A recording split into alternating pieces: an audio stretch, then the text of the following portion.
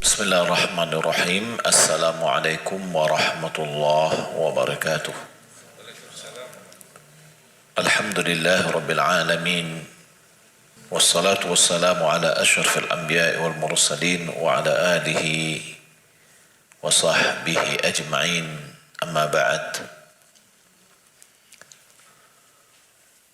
Kaum muslimin dan muslimat rahimani wa rahimakumullah. Alhamdulillah, segala puji bagi Allah Subhanahu wa taala yang senantiasa mencurahkan nikmat dan karunia-Nya kepada kita. Salat beriang salam semoga dan anugerah dari Allah Subhanahu wa taala kepada Nabi kita Muhammad sallallahu alaihi wasallam. Allahumma shalli ala Muhammad wa ala ali Muhammad. Kita masuk di dalam pembahasan hukum-hukum syarat atau ketentuan-ketentuan syarat di dalam jual beli. Syarat-syarat di dalam jual beli banyak terjadi. Ada orang berjual beli, dia ikutkan syarat-syarat. Nah, apa hukum syarat-syarat ini? Gitu. Maka syarat-syarat di dalam jual beli itu banyak terjadi. Terkadang kedua pihak antara penjual dan pembeli atau salah satu dari pihak itu membutuhkan kepada sebuah syarat atau lebih dalam dia menjual. Dia pengen disyaratkan, atau ketika dia membeli dia pengen mensyaratkan. Nah, maka diperlukan pembahasan di dalam syarat-syarat ini. Perlu penjelasan mana syarat yang sah, mana syarat yang mengikat, mana syarat yang tidak sah.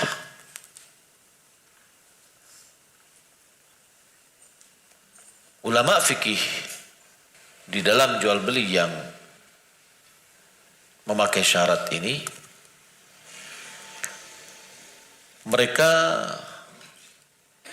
mendefinisikan syarat di dalam jual beli itu bahwa ilzamu ahadil muta'aqidainil akhar bisababil aqdi ma lahu fihi manfa'ah, yaitu salah satu pihak yang berjual beli mengharuskan atau mengikat pihak lain disebabkan akad yang mana syarat itu mendatangkan manfaat kepadanya. Saya ulangi, yang dimaksud dengan syarat dalam jual beli ini adalah salah satu di antara kedua belah pihak mensyaratkan atau mengikat atau mengharuskan pihak lain disebabkan oleh akad yang terjadi dengan sesuatu yang mendatangkan manfaat bagi dia, baik si pembeli atau si penjual. Wala yu'tabaru syartu fil bai'i 'indahum nafidan. Menurut ulama fikih, syarat ini tidak berlaku. Syarat ini tidak berlaku kecuali illa idza ishturita fi sulbil aqdi, kecuali syarat itu di dalam bagian intisari dalam jual beli. Ya, syarat yang bisa dianggap bisa dilaksanakan apabila dia adalah bagian atau di dalam sulbil aqd, di dalam intisari, yakni jual beli. Fala yasih al-ishtiratu qabla al-aqdi wala ba'dahu. Maka tidaklah sah syarat itu kalau seandainya terjadi sebelum akad atau setelah akad. Ada orang mengajukan syarat dulu, kemudian baru dia transaksi. Enggak. Atau transaksi dia, setelah selesai transaksi baru diajukan syaratnya. Tidak juga. Tapi syarat itu adalah pada saat terjadinya transaksi. Wasyurutu fil bai'i tanqasimu ila qismain. Syarat-syarat di dalam jual beli terbagi kepada dua. Sahihatin wa fasidatin. Syarat yang sah, syarat yang rusak, atau syarat yang tidak sah. Yang pertama syarat yang sah. Wa hiya syurutul lati la tukhalifu muqtadal aqdi. Dia adalah syarat-syarat yang tidak kontradiksi dengan konsekuensi akad. Jadi syarat-syarat yang diajukan ketika transaksi, tapi syarat itu tidak kontradiksi dari konsekuensi jual beli. Misalkan, kalau Anda membeli barang saya, jangan Anda jual ya. Itu kan syarat dah. Jika membeli barang saya, jangan jual lagi. Boleh kah? Itu kan berhubungan dengan konsekuensi dari jual beli apa? Berpindahnya hak kepemilikan. Setelah dimiliki, dia punya kekuasaan, wewenang. Mau dia jual atau mau dia tidak jual, terserah dia. Tapi ketika dia berjual beli, ada syarat. Nah, syarat yang ini selama dia tidak kontradiksi dengan konsekuensi dari jual beli, maka syarat ini yalzamul amalu bimuqtadah, harus dilaksanakan. Kalau ada syarat, kalau seandainya konsekuensinya syarat itu tidak bertentangan dengan konsekuensi jual beli, maka syaratnya harus dilakukan. Karena sabda Nabi SAW, al-muslimuna ala syurutihim. Orang muslim sesuai dengan syarat yang telah disepakati. Wa li'anna al-asla fi syurut as-sihhatu illa ma abtalahu syari'u wa naha anhu. Karena hukum asal di dalam syarat itu sah, kecuali apa yang dibatalkan oleh syari' atau yang dilarang.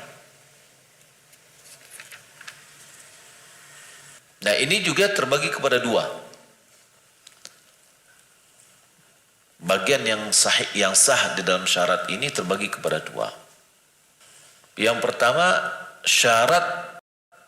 syartun li maslahatil aqdi. Syarat atau sebuah syarat untuk kemaslahatan transaksi. Di mana bihaitsu yataqawwa bihil aqdu, yang mana transaksi itu semakin kuat.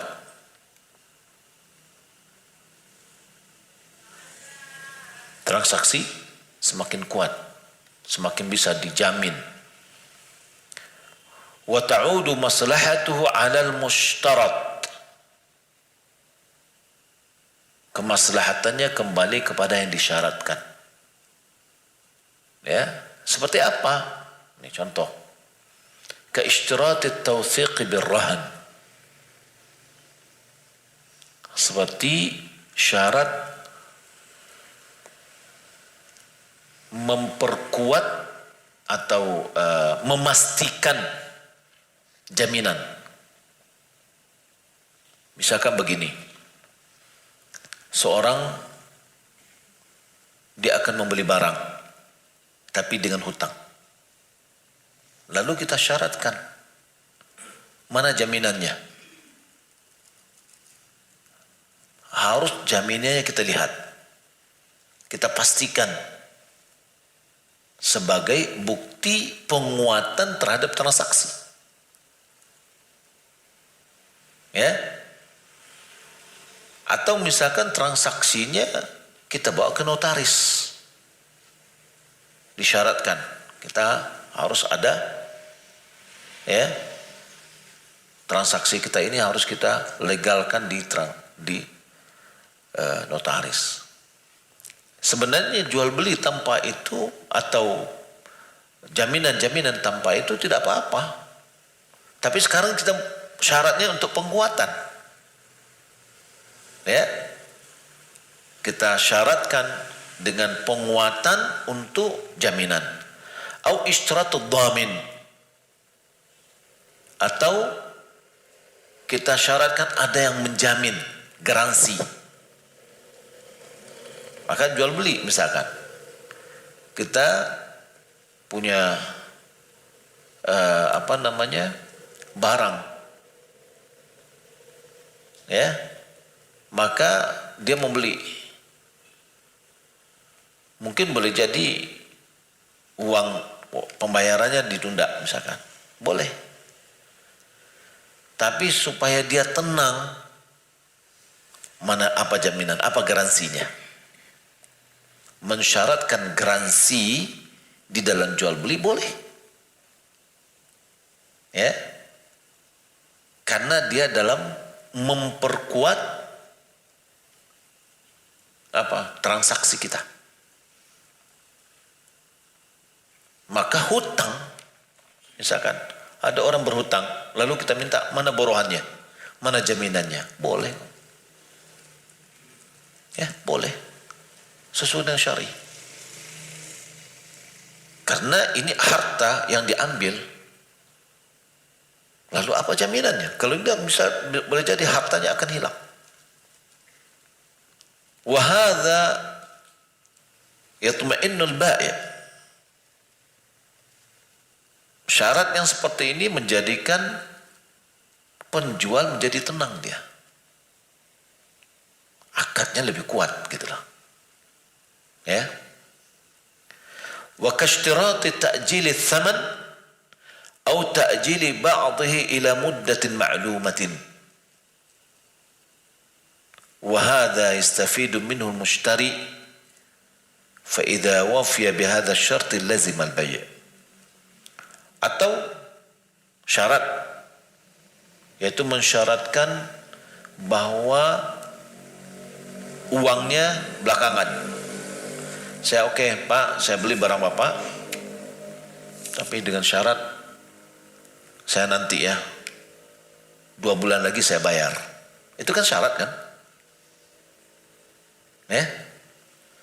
Atau sebagiannya, saya beli dulu, saya bayar dulu separuh, barang saya ambil, saya beli dulu separuh, separuhnya 1 bulan lagi. Itu kan syarat yang kita ajukan. Syarat itu boleh. Dan ini faedahnya kepada siapa? Kepada si pembeli. Ya, kalau yang tadi faedahnya kepada si penjual. Kalau ini seorang yang membeli, dia mensyaratkan, saya membeli barang Bapak dengan sekian jumlahnya, tapi saya nggak punya uang nih semuanya. Saya beli dulu, saya bayar dulu separuh, tapi barangnya semuanya saya ambil. Ya, lalu apa? Saya minta 1 bulan lagi saya akan bayar. Kata si penjual, boleh. Ini adalah kemaslahatan untuk mustari oleh pembeli. Tapi dia pengen juga ada jaminan. Loh, kalau begitu mohon ada jaminan dong. Garansinya apa?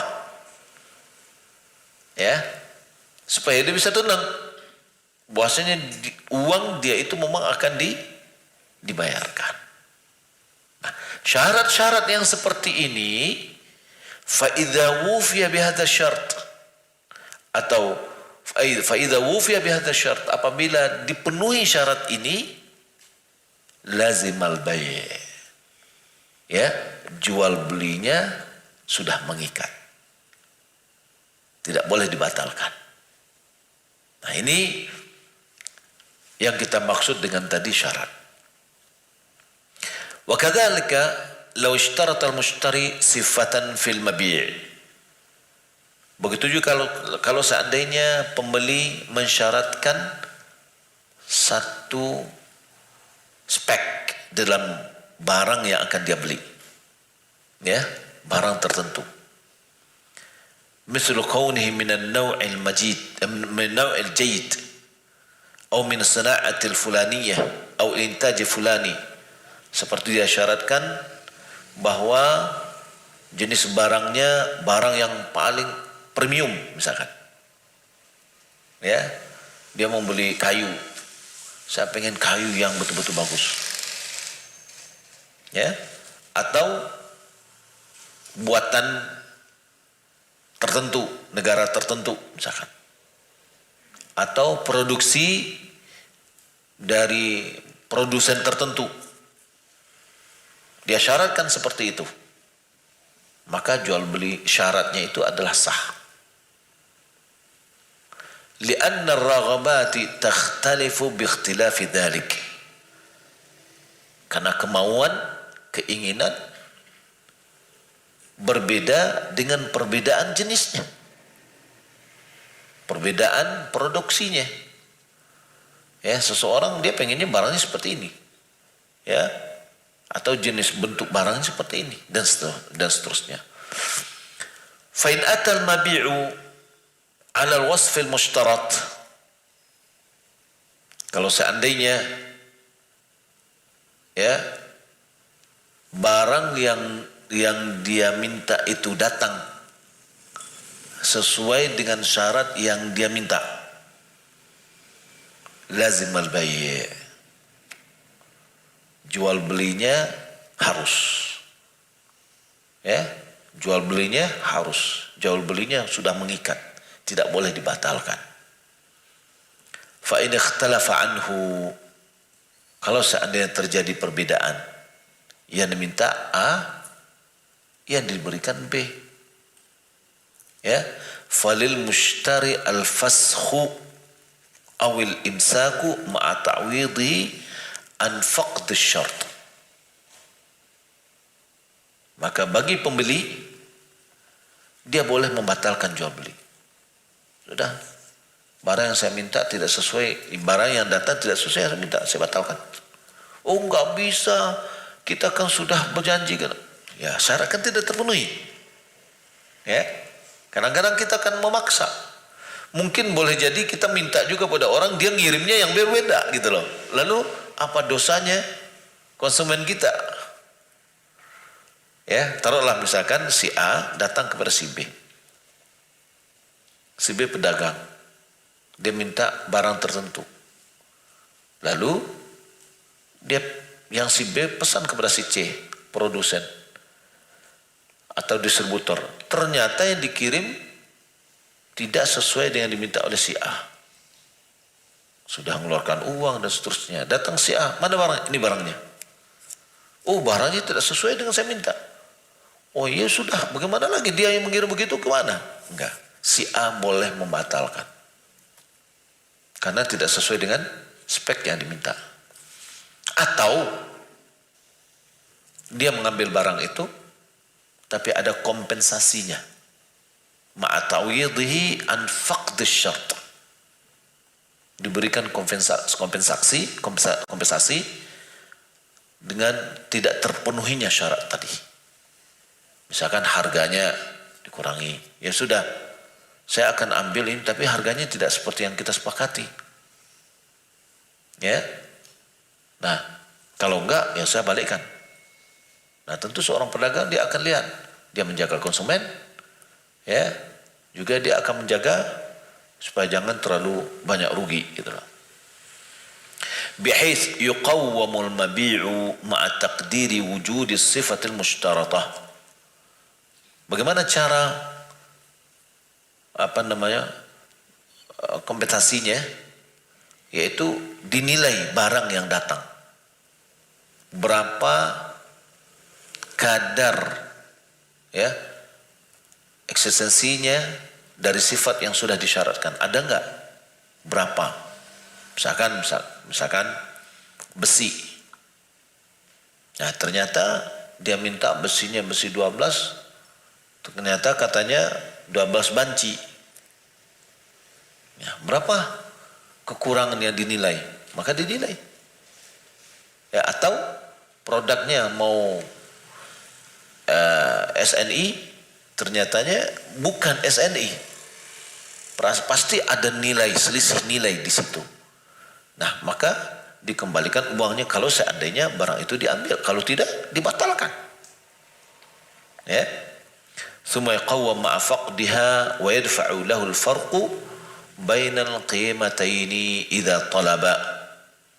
Lalu dinilailah berapa kadar yang hilang, lalu diberilah selisih harga ya dari harga pertama dan harga kedua jika dia meminta. Dia bilang, ya sudah, saya pesan besi sesuai dengan tadi tapi tidak sesuai dengan kriteria. Dia sudah butuh waktu nih, mau beli lagi butuh waktu lagi, proyeknya akan terundur. Dia bilang, kalau gitu sudah saya ambil tapi dikurangi nilainya. Nah, maka itu adalah syarat yang dibolehkan. Ini yang kita maksud tadi. Syarat-syarat yang terjadi dalam jual beli, ya, syarat yang sah apabila dia berhubungan langsung dengan jual beli itu. Sulbil bai' itu adalah diintisarinya dalam jual belinya.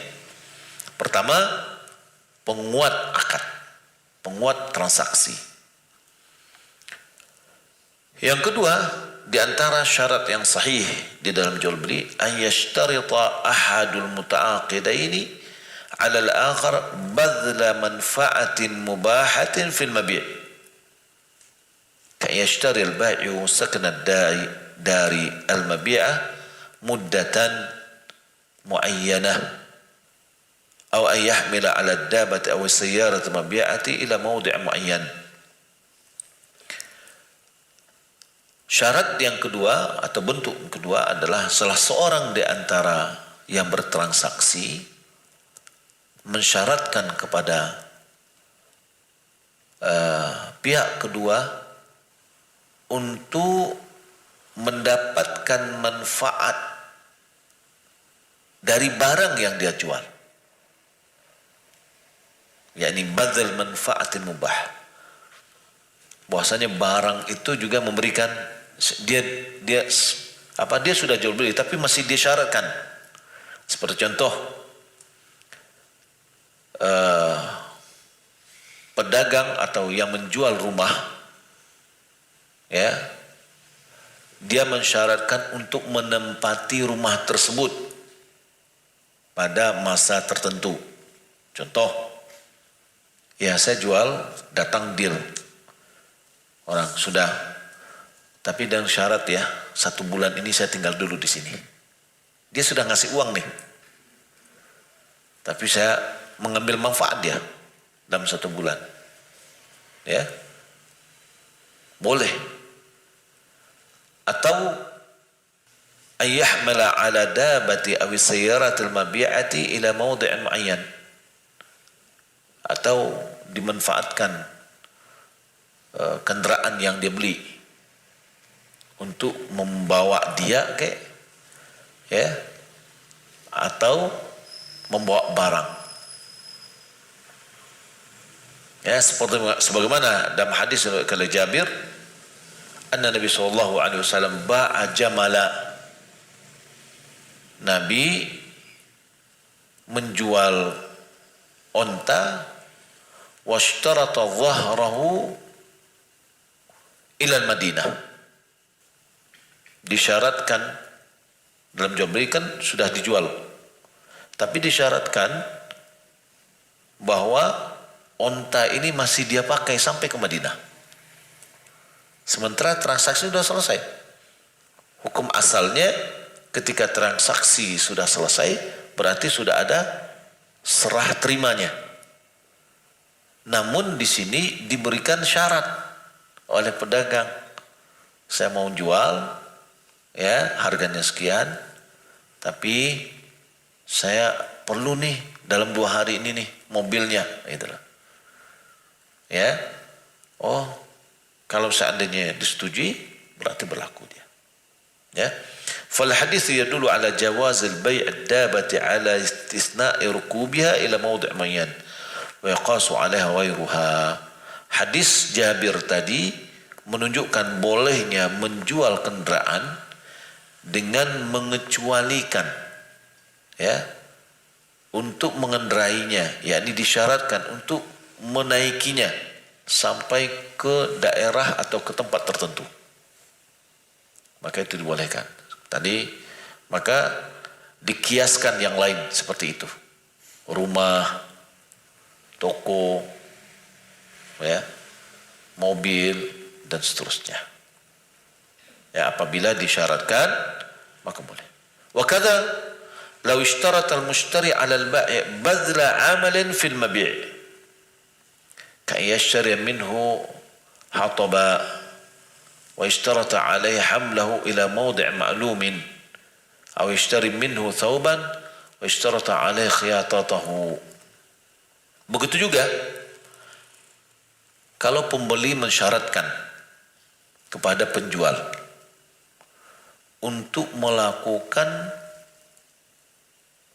pekerjaan terhadap barang yang dia jual,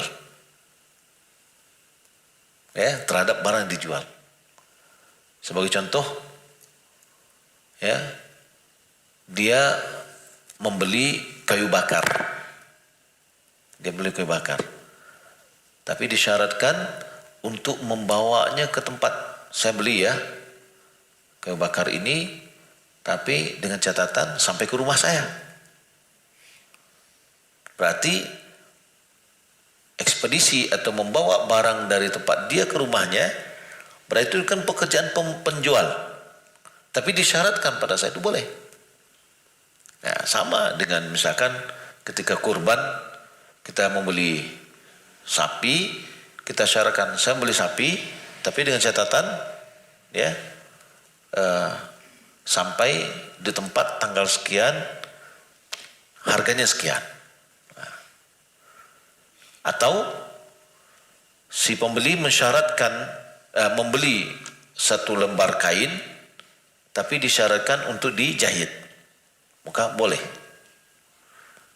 Ya, nah ini adalah mensyaratkan adanya manfaat, ya, yang terjadi atau memberikan manfaat atau pekerjaan di dalam barang yang dia beli. Sebenarnya jual belinya hanyalah di dalam barang saja, ya, jasa tadi itu tidak termasuk dalam transaksi, maka itu boleh, tapi itu syaratkan, ya.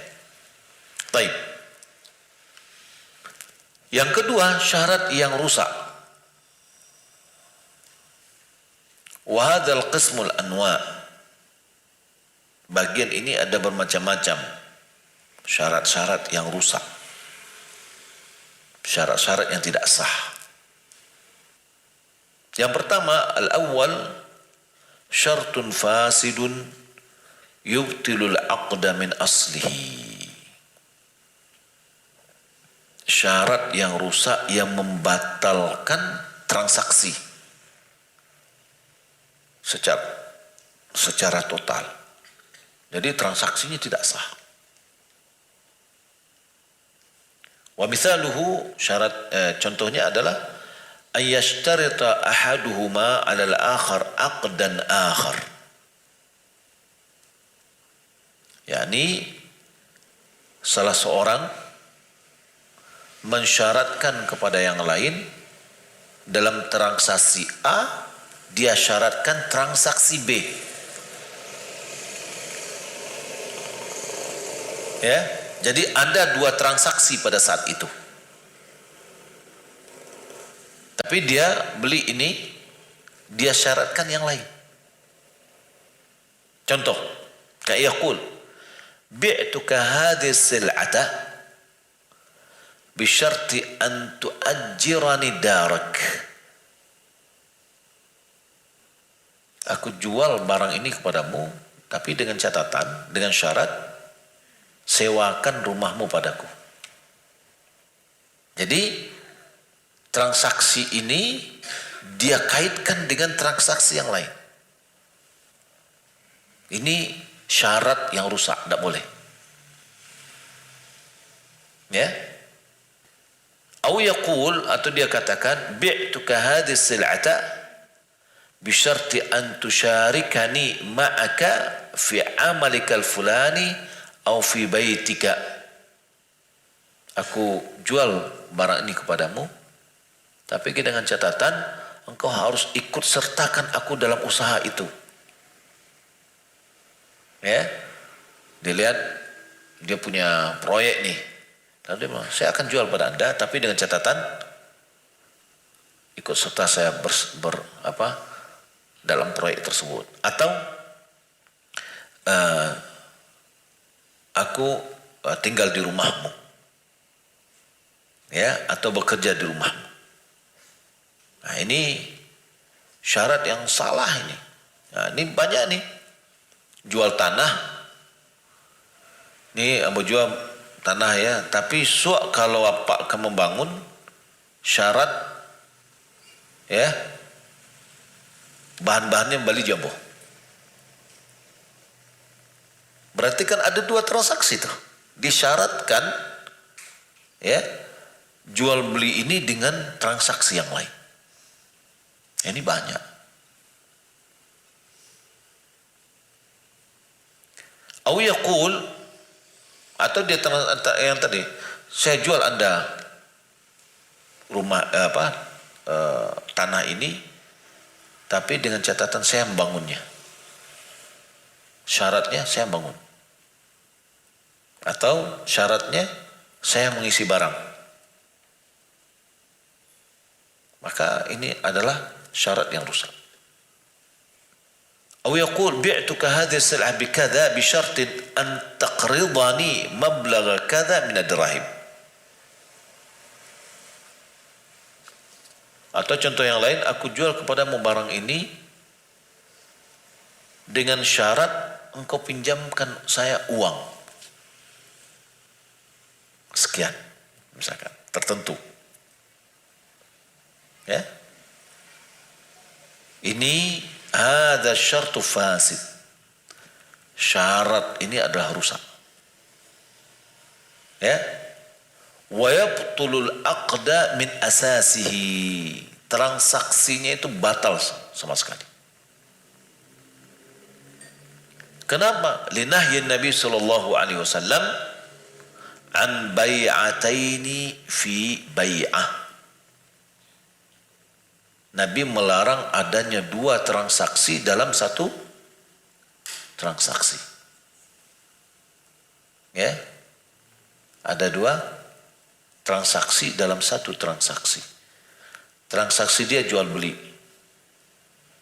itu dalam satu transaksi. Tapi di situ ada barang ini dia jual, tapi disyaratkan dengan yang lain. وقد فسر Imam Ahmad rahimahullah taala haditha bima dzakarna. Imam Ahmad menafsirkan makna dari Nabi melarang dua transaksi dalam satu jual beli, ya, makna yang tadi, membeli barang disyaratkan dengan yang lain, apakah dengan pekerjaan atau dengan barang yang lain. Ya, sama juga membeli barang,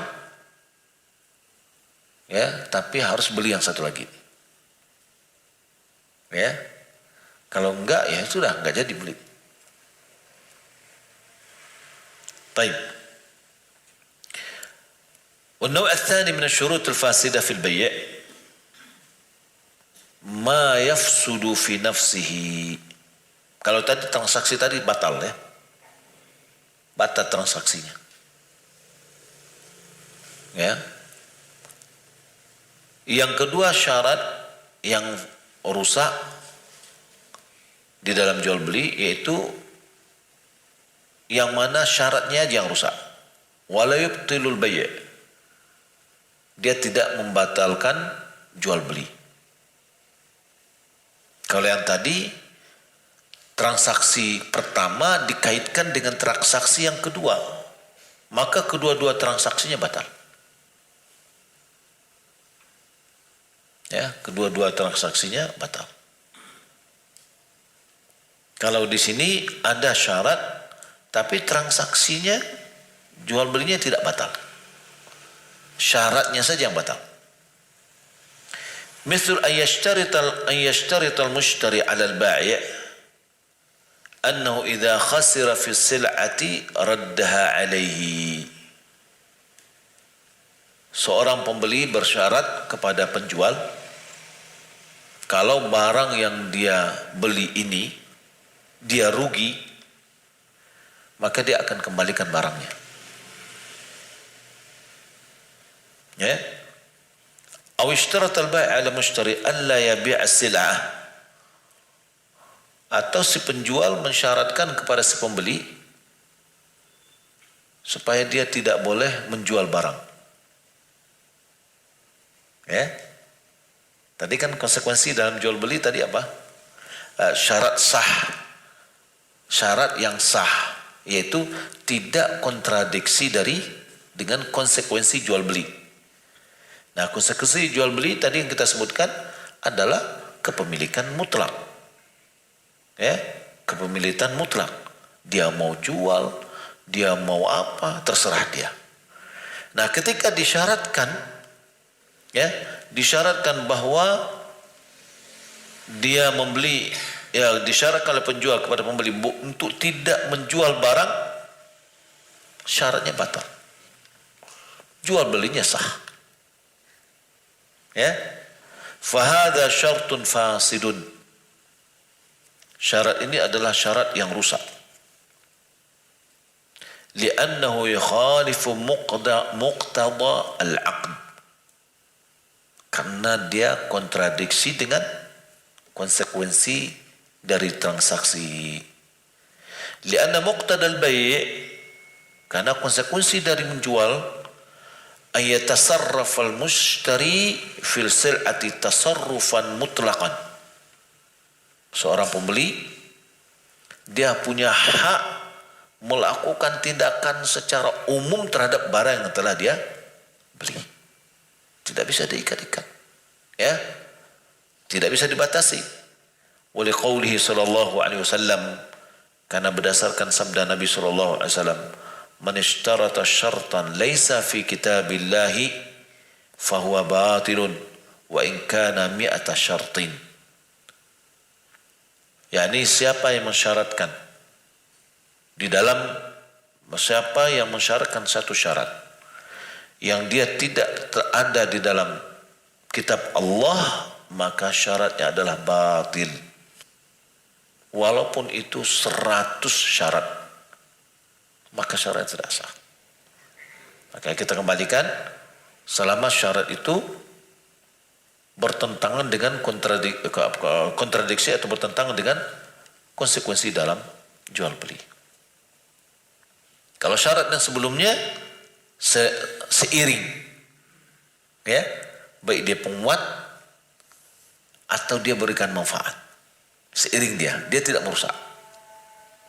Ya, hadis ini muttafaqun alaih.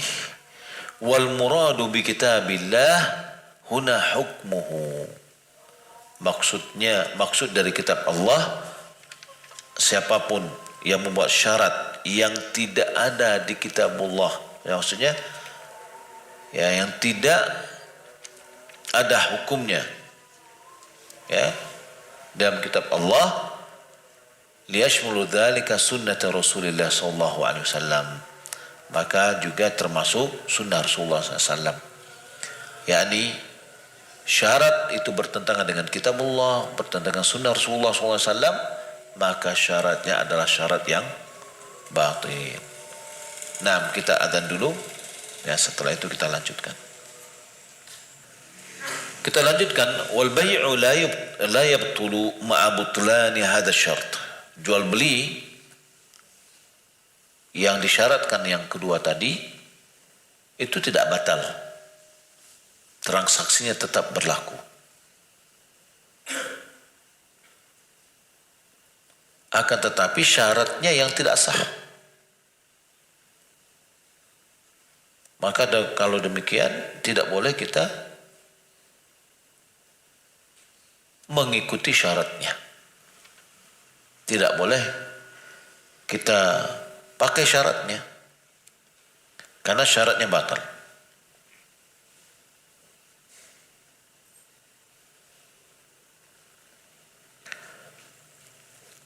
Kenapa? Lianna Nabi sallallahu alaihi wasallam,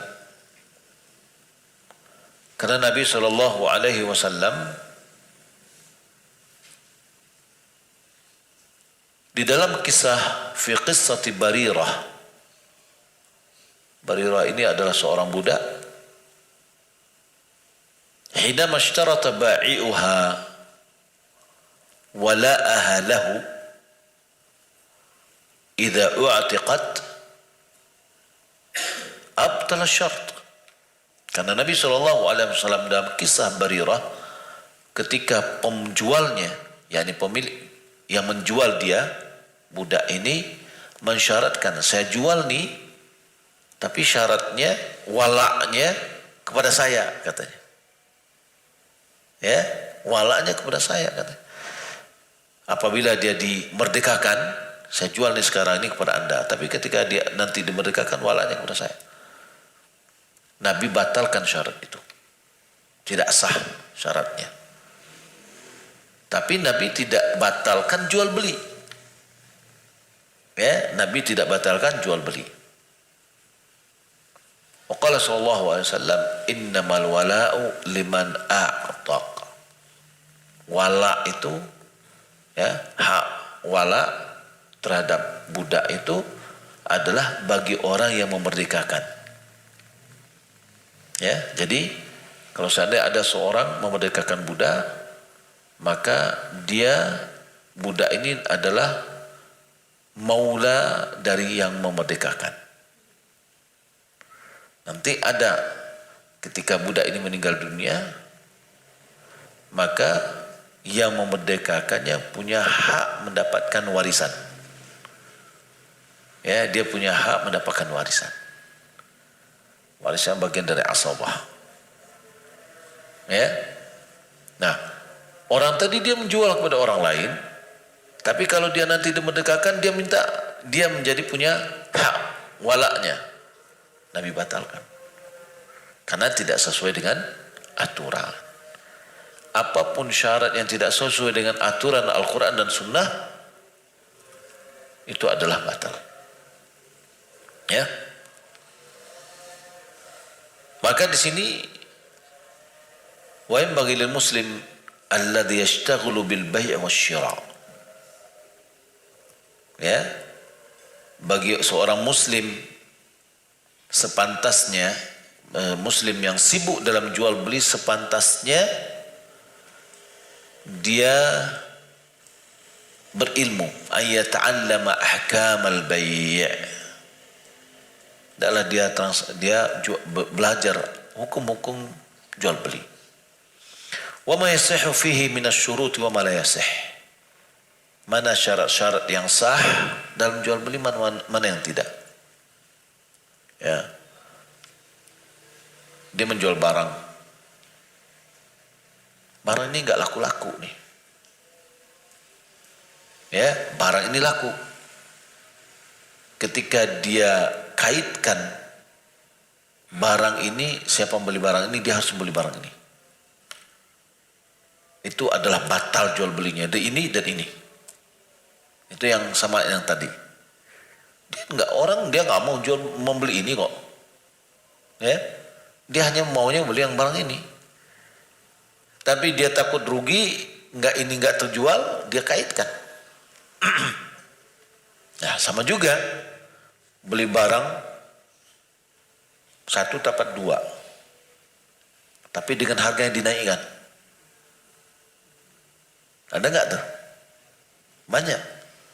Sebenarnya barang satu ini harganya taruhlah 100, taruhlah misalkan ya 100. Karena ini ada barang dia jual 150 tapi dua. Ya, kalau kita mungkin satu barang langsung oke ya. Karena orang tadi berhak dia mau beli atau tidak beli. Tapi ketika disyaratkan dia membeli ini, dia harus beli ini. Syarat ini yang tidak boleh. Ya, syarat ini yang tidak boleh. Karena ada dua transaksi dalam satu transaksi. Hatta yakuna ala basiratin fi muamalatihi. Adalah seorang yang muslim yang sibuk dalam jual beli, hendaklah dia berilmu tentang hukum jual beli, mana yang sah, mana yang syarat yang sah, mana yang tidak, sehingga dia betul-betul berilmu di dalam bermuamalah. Ya.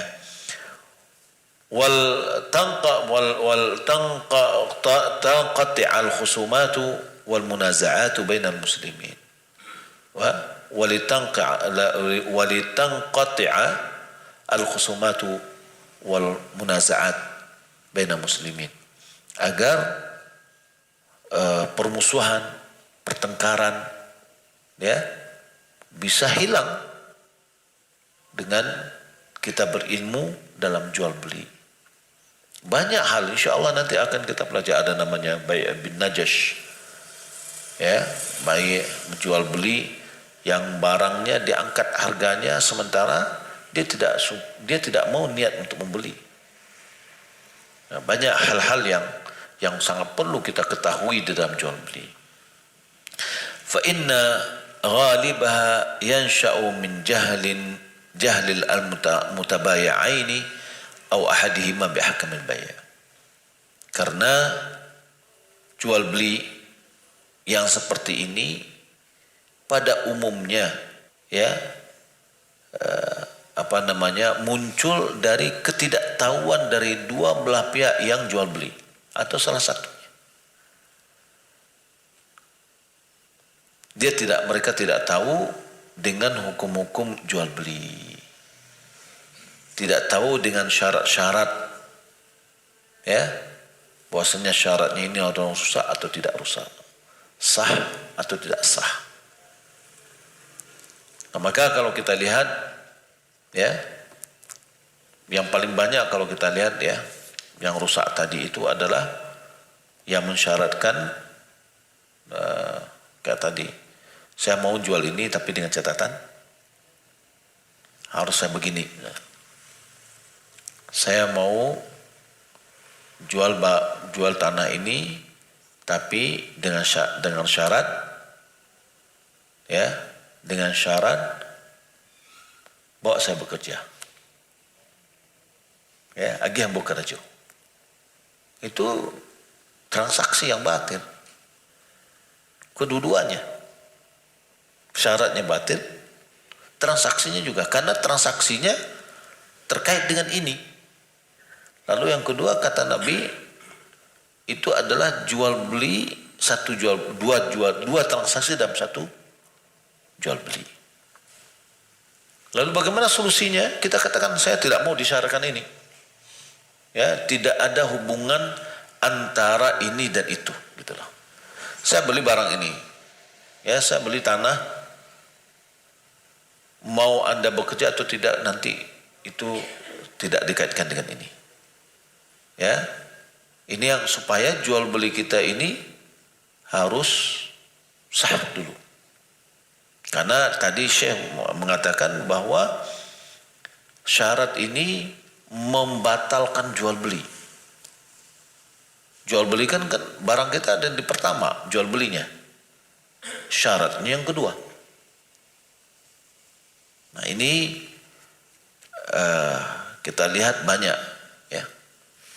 Jadi oleh karena itu kita perlu hati-hati agar jual beli kita sah, sehingga barang yang kita dapatkan adalah halal, uang yang kita dapatkan dari transaksi kita juga adalah halal. Wallahu ta'ala alam, demikian yang dapat kita sampaikan pada kajian ini, yang mudah-mudahan bermanfaat. Kita masuk, ada beberapa pertanyaan yang masuk ya. Pertanyaan silakan dikirim ke 08 5972727277. Pertanyaan di luar dari topik kita, bagaimana mengatasi orang-orang yang syahwatnya terhadap wanita itu tinggi, apalagi bagi anak muda yang belum menikah. Ini sudah diarahkan oleh Nabi. Apa kata Nabi? Ya ma'syarus syabab, man istata'a minkumul ba'ah falyatazawwaj fa innahu aghaddu lil basar wa ahsanul farj. Faman lam yastati' fa alaihi bis shaum fa innahu lahu wija. Wahai sekalian pemuda, kata Nabi, siapa di antara kamu sudah mampu untuk memberikan nafkah, maka menikahlah. Ya, syahwatnya tinggi, keinginannya tinggi, dan dia sudah mampu menikah, nikah. Kenapa nikah? Fa innahu aghaddu lil basar wa hasanal farj. Karena nikah itu lebih menundukkan pandangan dan lebih menjaga kehormatan. Siapa yang tidak mampu untuk memberikan nafkah, keinginan syahwatnya terhadap wanita tinggi, tapi dia tidak mampu memberikan nafkah, maka fa'alaihi bis-shaum, maka wajib dia berpuasa.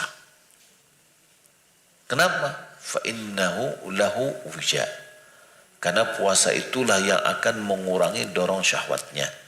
Tapi puasa yang mana? Puasa yang benar-benar puasa. Ya, puasa menahan diri dari makan dan minuman yang membatalkan puasanya. Kemudian pandangannya juga puasa, pendengarannya juga dia berpuasa, mulutnya juga berpuasa. Ya, dari omongan, pandangan tidak memandang yang haram, pendengaran tidak mendengar yang haram. Tapi kalau saat dia berpuasa masih juga yang lain. Nah, ini ya, puasanya tidak memberikan pengaruh kepada dia. Yang kedua, hendaklah dia menjauhi hal-hal yang bisa mendorong syahwatnya. Di antaranya adalah menundukkan pandangan dia.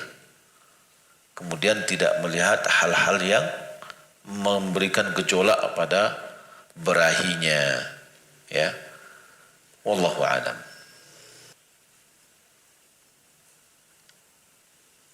Hamba Allah dari Padang, mohon penjelasannya terkait jual beli wafak.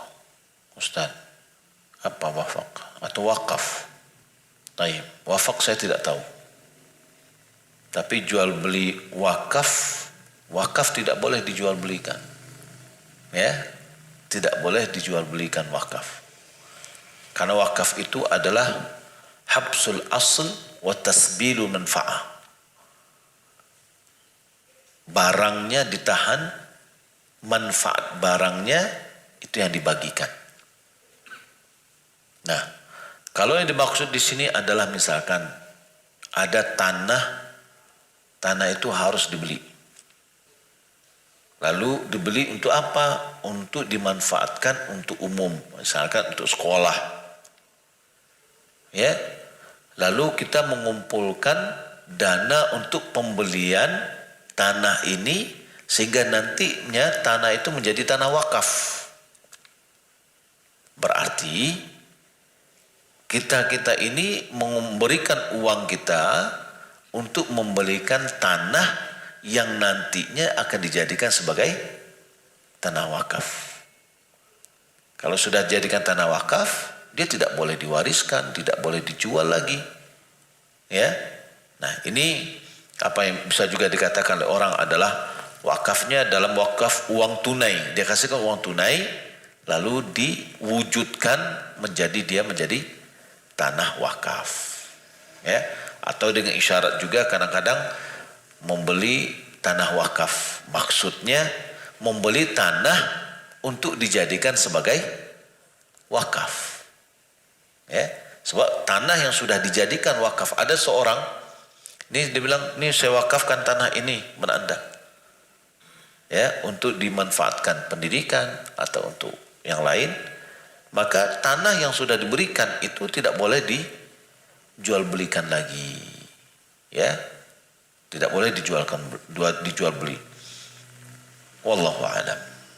Adapun kalau seandainya bagaimana misalkan dilihat tanah yang dia wakafkan itu di tempat yang tidak mungkin tidak strategis gitulah. Ya. Lalu kita mau memindahkan kepada yang strategis. Ini terjadi perbedaan pandang ulama. Kalau di situ ditempatkan, misalkan di bukit misalkan. Ya, mau bikin sekolah di bukit. Siapa yang mau bikin sekolah di bukit? Maunya di situ ada kebun. Tapi sekarang bagaimana kita bisa menjadikan tanah itu adalah tanah untuk sekolah? Adalah dengan cara untuk dipindahkan. Bagaimana memindahkan tanah? Ya, maka ya boleh dengan seizin si pemwakaf, boleh nggak ini kita jual? Kita belikan kepada tempat yang lebih strategis untuk dipakai. Ya, wallahu a'lam. Sehubungan dengan hadis bahwa ruh orang muslim tergantung selama hutangnya belum dibayar. Apakah roh tersebut masih tergantung selama ahli waris tidak membayar hutang tersebut? Padahal orang yang berhutang itu meninggalkan harta yang cukup untuk membayarkan hutang tersebut. Wajibkah ahli waris membayar hutang keluarganya yang meninggal seperti hutang KPR dan kendaraan? Ya. Harta si peninggal, harta si mayat ada 4 poin, 4 permasalahan yang berhubungan dengan harta si mayat. Ya, yang pertama biaya penyelenggaraan jenazah. Itu kalau tidak ada orang yang membiayainya maka diambil dari harta si mayat. Yang kedua adalah pembayaran hutang. Diambil dari harta yang ditinggalkan si mayat. Maka tidak boleh ahli waris menahan hutangnya dibayar. Dari apa? Khawatir nanti tidak dapat warisan, ya. Enggak. Bayarkan hutang orang tua dulu. Kemudian wasiat jika dia meninggalkan wasiat.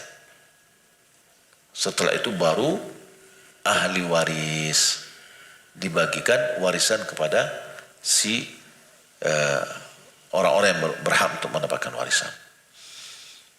Maka sehubungan dengan ruh tergantung, ya, ini menunjukkan kepada kita bahwa ahli waris hendaklah segera membayarkan hutang. Yang kedua, menunjukkan kepada kita jangan sempat kita lalai dalam masalah hutang.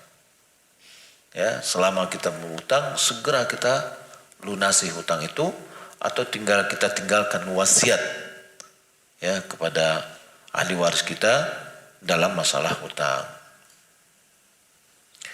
Bila kita belanja baju dan celana, kemudian diajukan syarat menurunkan harga salah satunya, kemudian diajukan syarat menurunkan harga salah satunya, kalau harga dikurangi baru kita membelinya, apakah sah? Ya nggak apa-apa, itu tawar namanya.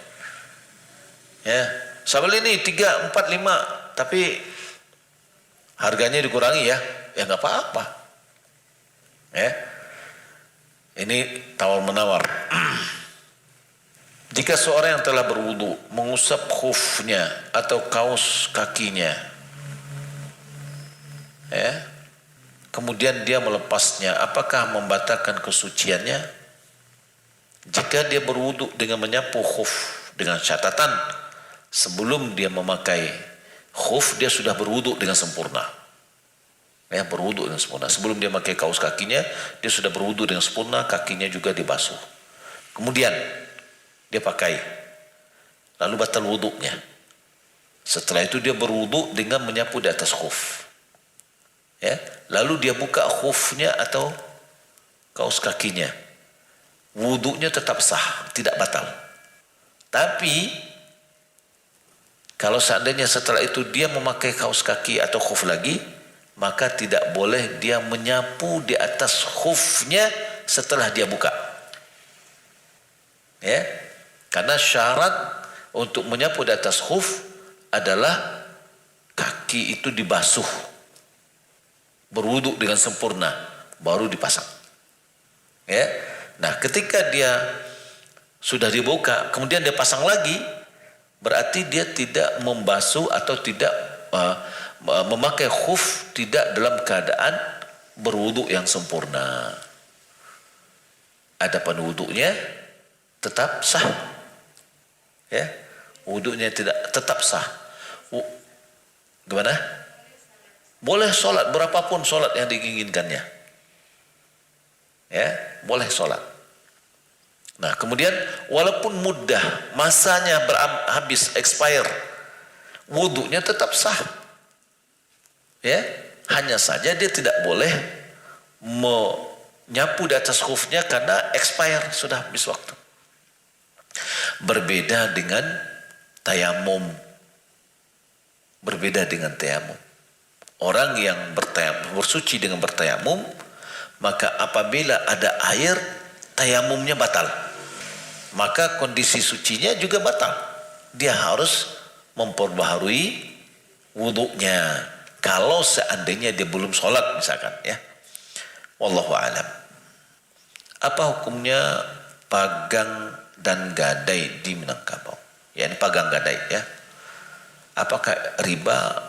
Kalau iya, bagaimana cara kita menghindarinya yang sudah terjadi? Pagang gadai itu apa? yakni orang meminjam uang kita lalu dia berikan kepada kita sawah sebagai jaminan, dipaganglah, gitu. Nah, atau digadaikan. Sebenarnya yang digadaikan itu adalah jaminan. Nah, jaminan ini tidak boleh kita manfaatkan. Karena kaidah mengatakan setiap pinjaman yang mendatangkan manfaat maka itu adalah riba. Contoh, orang pinjam uang 2 juta atau 5 juta untuk uang semester anaknya. Dia gadaikan 1 pohon kelapa. Selama uang itu belum dikembalikan, buah kelapa selalu dimanfaatkan oleh yang punya uang. Ya, berarti dia sudah mendapatkan manfaat dari uang yang dia berikan. Maka itu riba. Ya. Jadi pegang gadai itu adalah riba yang seperti ini. Lalu bagaimana solusinya? Solusinya kita pegangnya surat-suratnya aja kita pegang. Maka dalam pinjaman harus ada waktu yang ditentukan. Minjam berapa? 1 bulan, 1 tahun, 2 tahun, 5 tahun. Sudah. Kita sepakat 1 tahun dia minjam, tanggal sampai tanggal berapa. Jatuh tempo, kalau dia tidak bisa melunasi, barangnya kita jual. Sebagai melunasi hutang kita, harta kita dipakainya. Ya, apabila sudah jatuh tempo dia harus kembalikan. Karena tidak ada uang yang untuk mengembalikan, maka barangnya kita jual. Kita ambil hak kita, kalau berlebih kita kembalikan kepada dia. Ya, karena sesuai dengan hak kita aja. Hanya saja di Minangkabau yang dijadikan pegang gadai itu adalah pusako tinggi. Pusako tinggi nggak bisa dijual belikan. Ya, nah dia boroh atau yang dijamin itu salah satu syaratnya adalah barang yang bisa dijual belikan. Nah, sehingga yang terjadi sekarang adalah tanah pindah kepada orang yang punya uang, tidak bisa dia miliki, tapi dia pakai. Ya, dia pakai selama uang ini masih sama orang itu. Nah, selama itulah ribanya. Lalu solusinya bagaimana? Kembalikan. Kalau bisa dibeli, beli. Kalau sawah, beli sawahnya. Kalau nggak bisa dibeli, diminta kembali uang kita. Ya, kalau dia tidak mampu, kita kembalikan barang ini. Kita minta jaminan yang lain yang bisa kita jual. Ya, wallahu taala alam. Pemilik bahan dan juga pedagang celana. Pemilik bahan dan juga pedagang celana. B, pemilik konveksi. A, jual bahan kepada si B dengan syarat dibuatkan celana. Dan nantinya setelah selesai, B harus menjual lagi ke A dengan harga yang telah disepakati di awal ketika menjual bahan tadi. Apakah boleh seperti ini? Ini berapa kali transaksi nih? Taib. Kita urut ya, kita urut. Si A punya bahan dijual kepada si B, ya, itu transaksinya sudah sah. A kepada B sudah sah. Tapi si A mensyaratkan nanti kalau menjual harus menjual kepada dia. Setelah dia buat, ya, harus menjual kepada dia dengan harga yang telah disepakati di awal. Ini jual belinya sah atau tidak? Tidak sah. Tidak sah. Kenapa? Karena ini adalah syarat fasid min aslihi. Karena dua transaksi dalam satu jual beli. Dia kaitkan dia membeli barang dengan menjual bahan yang sudah jadi. Ya, maka ini tidak boleh. Apakah utang atau tidak utang? Itu lain hal. Ya, sama juga. Utang atau tidak utang? Karena dia sudah ada dua transaksi dalam transaksi ini. Wallahu a'lam. Si B punya hak dia karena dia sudah punya barang ini nih. Bahan kan sudah milik dia. Dia mau jual ke orang dengan harga yang lain, terserah dia. Ya. Nah, jadi tidak ada syarat memang mengharuskan. Kalau disyaratkan, dia akan menjadi jual beli yang batal. Wallahu a'lam. Bagaimana dengan syarat jual beli penjual nanti yang harus menjual barang tersebut dengan harga tertentu bila terjadi antara pabrik dengan agen distributor? Syarat jual beli penjual nanti harus menjual barang tersebut dengan harga tertentu. Sama dengan tadi. Ya, kalau sama tadi sudah cukup.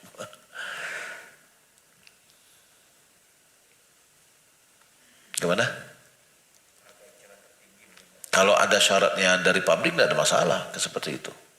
Dia membeli dari pabrik dan dia sudah tentukan harga. Harga encer enggak apa-apa. Ya, karena ini akan mengontrol harga. Kalau enggak nanti kalau tidak seperti itu akan boleh jadi si pabrik akan akan dapat mudarat.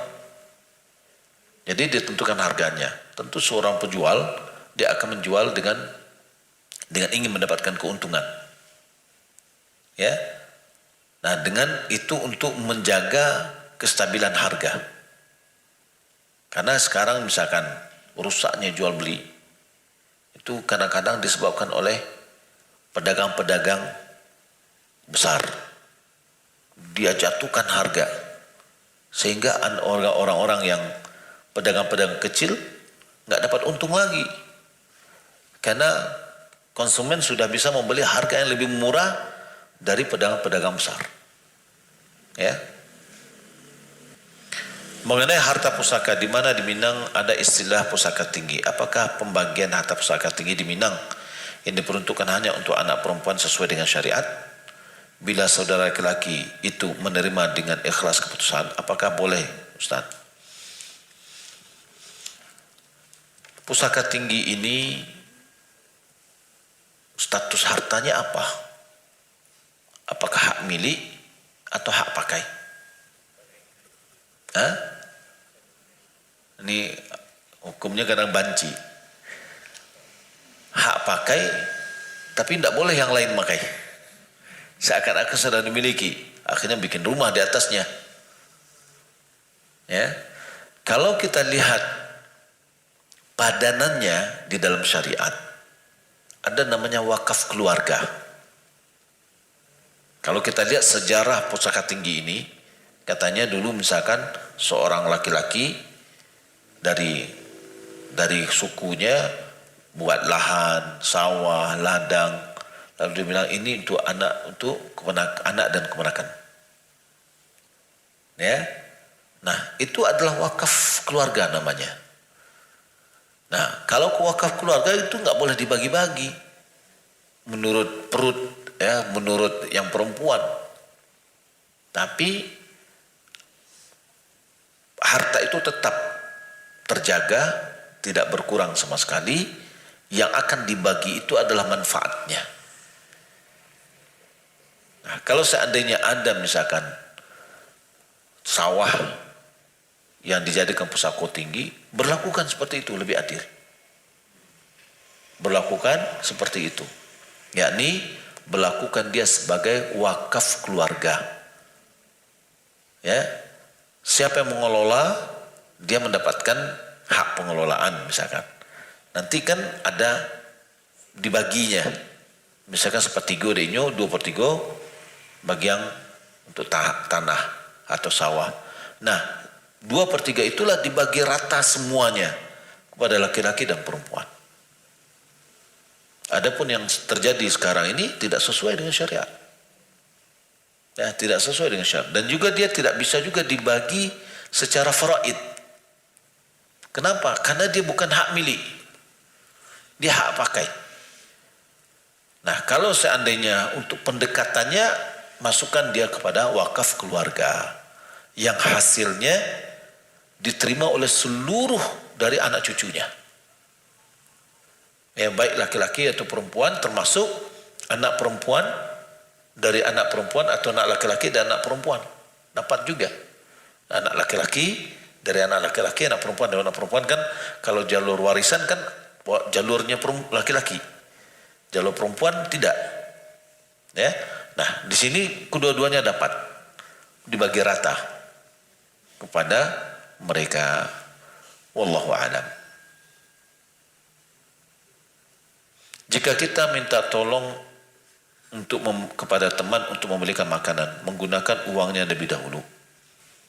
Dan ketika makannya sampai, kita terlebih dahulu memakannya sebelum membayar, mengganti uangnya.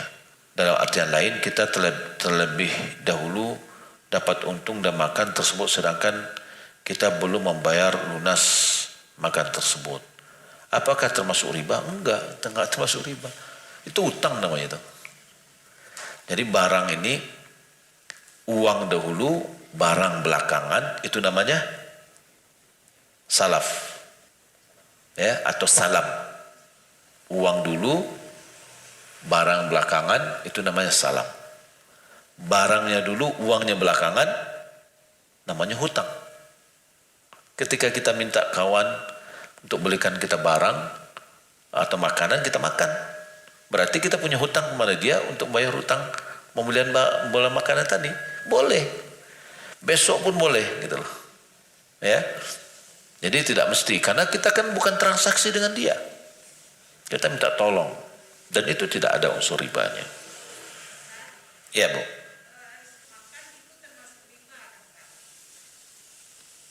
Teman kita,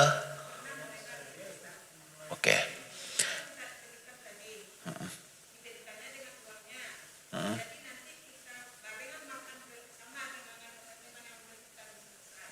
Oke. Apakah sebelumnya pernah terjadi makan-makan sama-sama?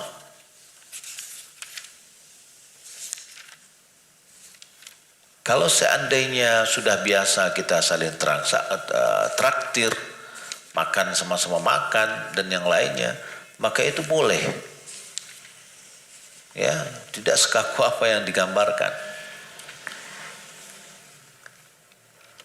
Nabi SAW mengatakan, "Idza aqrada ahadukum qardan."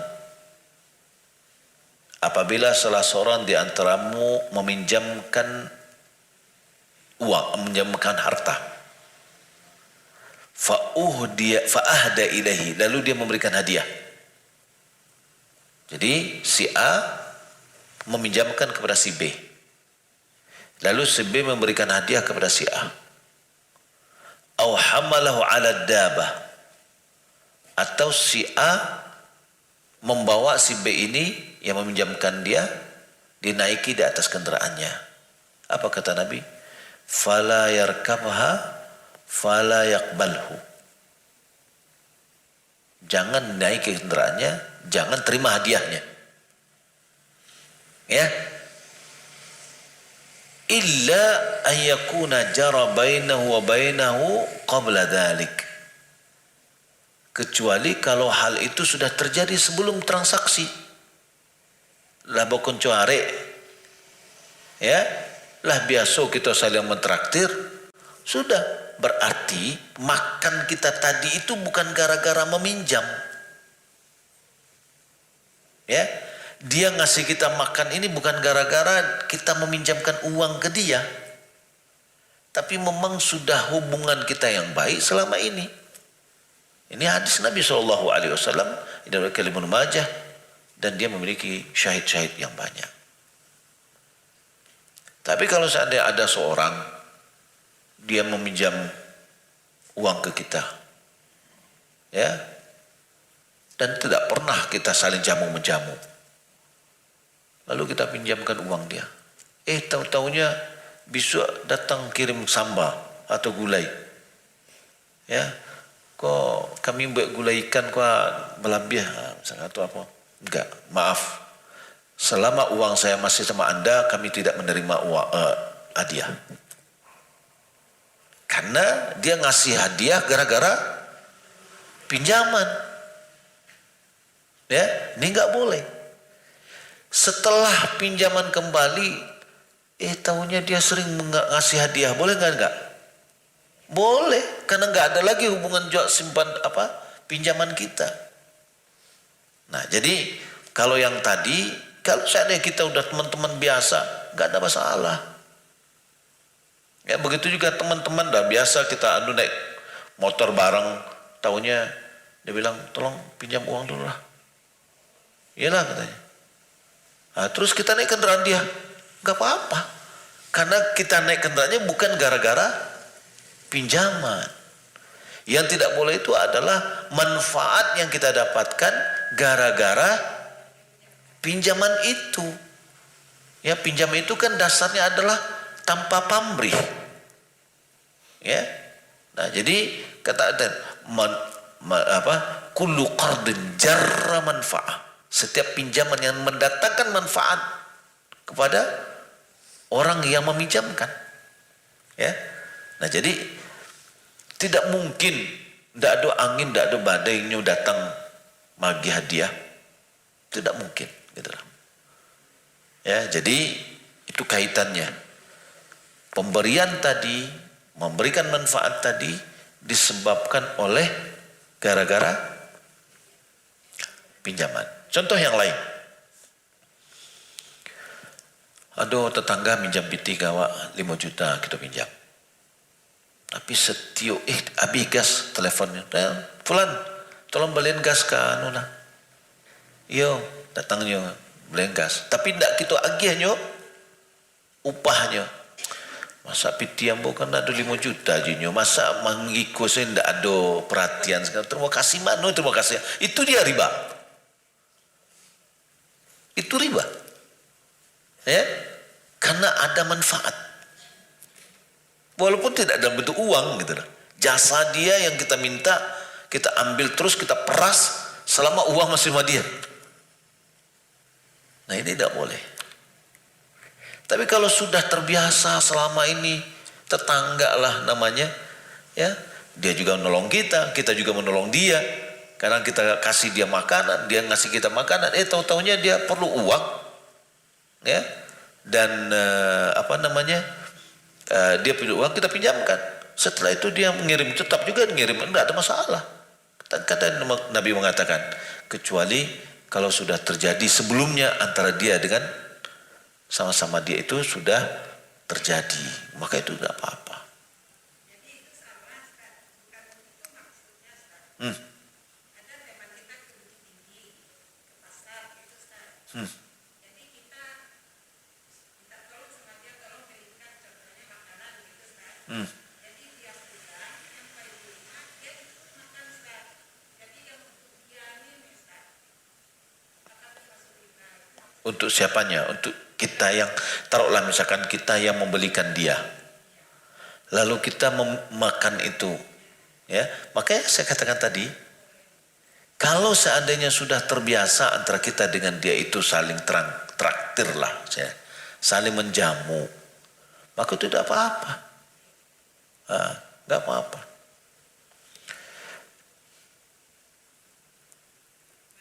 Iya Bu, ya sama-sama. Apa yang dikatakan dengan jual beli salam, ya. Jual beli salam itu adalah kita mengorder barang dengan memberikan uang dulu full, ya. Barangnya belum ada, tapi sudah ada sifatnya, spek yang kita minta sudah ada. Dan uang syaratnya salam ini adalah uangnya full sesuai dengan akad, ya. Maka si penjual harus menyiapkan barang sesuai dengan spek yang telah ditentukan. Kalau tidak, maka jual beli tidak sah. Ya, ini namanya jual beli salam. Uangnya dulu, barangnya belakangan. Tapi dengan catatan barang speknya harus ditentukan, kemudian waktunya harus ditentukan. Harga ridho sama ridho.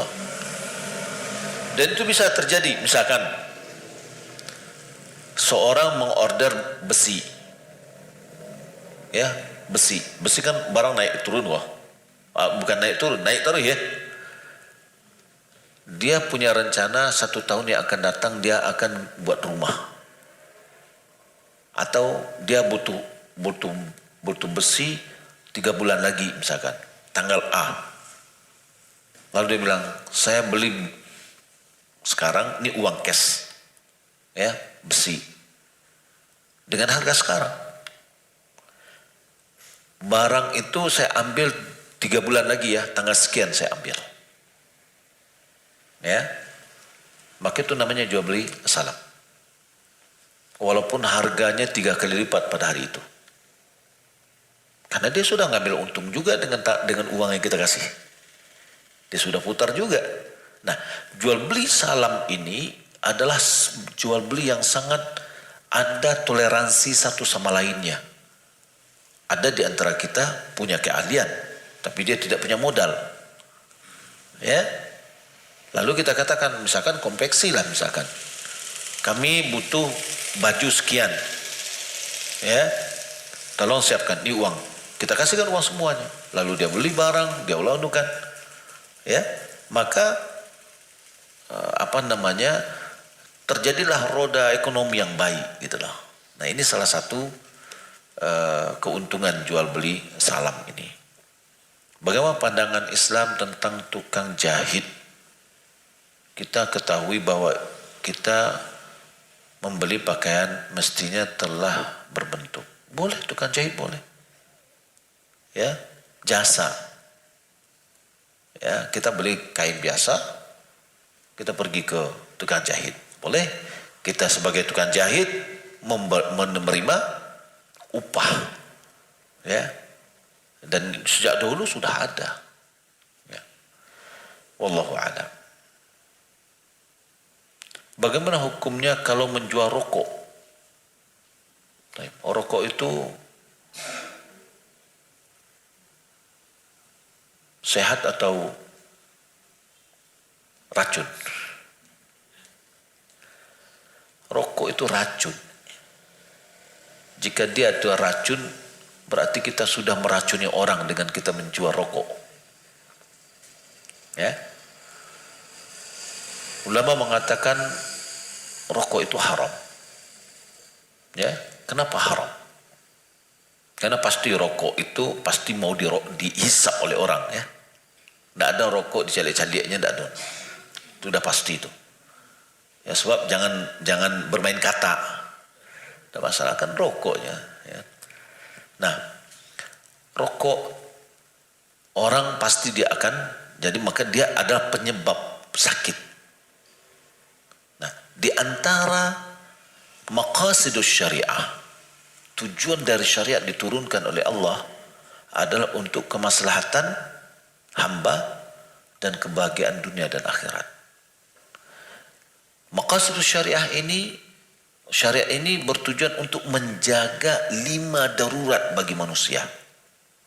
Agamanya, jiwanya, akalnya, nasabnya atau keturunannya, dan harta. Ya, maka tidak boleh kita melanggar agama, ya. Tidak boleh kita membunuh diri. Wala taqtulu anfusakum. Tidak boleh kita merusak akal. Makanya diharamkan khamar. Tidak boleh kita mencampur aduk nasab, makanya diharamkan zina. Tidak boleh kita menyia-nyiakan harta. Nah, di dalam masalah rokok, ya, rokok itu adalah menyebabkan sakit, menyebabkan bunuh. Malahan di tempat di rokok itu sendiri, ya, disebutkan merokok membunuhmu. Ya, rokok membunuhmu. Nah, sudah ada pengakuan itu sendiri bahwasanya rokok itu bisa membunuh. Sekarang misalkan kalau seandainya ada racun, 1 tetes racun dimasukkan ke dalam air, efeknya 20 tahun yang akan datang. Mau nggak kita meminumnya? Pasti kita nggak mau minumnya. Kenapa? Karena dia racun. Loh, rokok bukannya tidak racun? Racun. Tembakau itu racun. Ya, untuk membasmi lintah adalah dengan tembakau. Nah, kalau seandainya Allah Subhanahu mengatakan wala taqtulu anfusakum wala tulqu biaidikum ila tahlukah. Jangan kalian cemplungkan diri kalian dalam kebinasaan. Kalau seandainya merokok dilarang, berarti menjual rokok dilarang. Karena kita muta'awin. Kita membantu orang untuk membunuh dirinya. Ya, maka tinggalkan. Jangan jual rokok. Ya, tidak akan kaya kita dengan jual rokok itu. Malahan ada seorang kawan di Mentawai, awal pertama kami datang di lokasi itu, beliau menanyakan tentang menjual rokok. Kita katakan menjual rokok itu haram. Dari semenjak itu dia tinggalkan, dia tidak menjual rokok lagi. Subhanallah, beberapa waktu setelah itu lagi, beberapa bulan, ya, selama dia tidak menjual rokok, pendapatannya meningkat, malah tidak berkurang. ya, sampai dia bisa membeli truk, kemudian dia membeli barang dari Padang dibawa ke Mentawai. Keberkahan, ya, wallahu a'lam. Diminta nasihatnya ikhwan yang sudah mengaji sunnah tapi masih susah meninggalkan rokok. Ya. Sudah tinggalkan rokok, saya yakin meninggalkan rokok itu bisa. Ya, kalau ada orang mengatakan susah saya meninggalkan rokok, nggak bisa berpikir, itu omong kosong aja itu semua. Ya, buktinya siang Ramadan pasti nggak ada yang mau rokok. Ya, bisa berpikir, bisa beraktivitas. Ya, nggak sakit kepalanya. Nah, karena kenapa? Karena dia punya niat untuk tidak merokok siangnya, tapi malamnya nggak punya niat. Ya, akhirnya merokok lagi dia. Maka merokok itu ini adalah haram. Kita menjual, di samping kita merusak kesehatan kita, kita juga menyia-nyiakan harta. Ya, wallahu ta'ala alam. Hamba Allah di Padang ingin bertanya, si A membeli pada si B 2 buah barang. Setelah sepakat dan ditransfer sebelum barang dikirim. Namun ada teman si B membeli barang yang telah dijual tadi 1 buah. Setelah terjual, si B mengabari si A hal demikian. Dan si A dengan si B sepakat mengganti dengan barang baru. Pertanyaannya, apakah boleh transaksi seperti ini? Jika seandainya si B tidak mengabari si A bahwa barangnya diganti, bagaimana hukumnya? Kalau seandainya dia membeli barang ini barang aini atau sifat, apakah dia barang benda A atau karakternya? Contoh misalkan pakaian atau produk lampu lah misalkan, lampunya wattnya sekian, sekian gitu lah.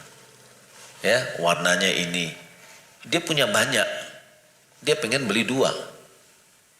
Ya, pas pada saat itu tinggal hanya 2, ya sebelum dikirim ada orang yang membeli yang 1. Lalu dia beli lagi yang 1 lagi baru dengan karakter yang sama, dia kirim, itu tidak ada masalah.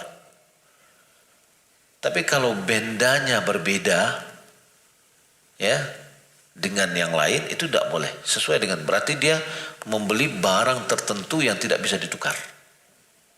Maka tidak bisa disampaikan ditukar kecuali setelah minta izin kepada si B, karena si B sudah kepada si A, karena si A sudah membeli barang tersebut, ya. Maka tidak boleh kita menjual barang yang sudah kita jual kepada orang lain. Bagaimana hukumnya menjual pupuk organik yang bahan bakunya kotoran sapi dan ayam, Ustaz? Boleh. Karena kotoran sapi dan ayam tidak termasuk najis. Ya, ulama fikih mengatakan bahwa kotoran yang hewan dagingnya halal dimakan, kotorannya tidak najis. Ya, maka kalau dia tidak najis boleh jual beli. Tapi kalau najis nggak boleh. Di antaranya tinja manusia. Ya, kotoran manusia nggak boleh dijual belikan karena dia adalah najis. Wallahu ta'ala alam. Demikian yang dapat kita sampaikan. Semoga bermanfaat. Masih ada pertanyaan yang lain, ya. Mudah-mudahan pada waktu yang lain bisa kita jawab. Sallallahu Muhammad wa ala alihi wa sahbihi ajma'in. Wassalamualaikum warahmatullahi wabarakatuh.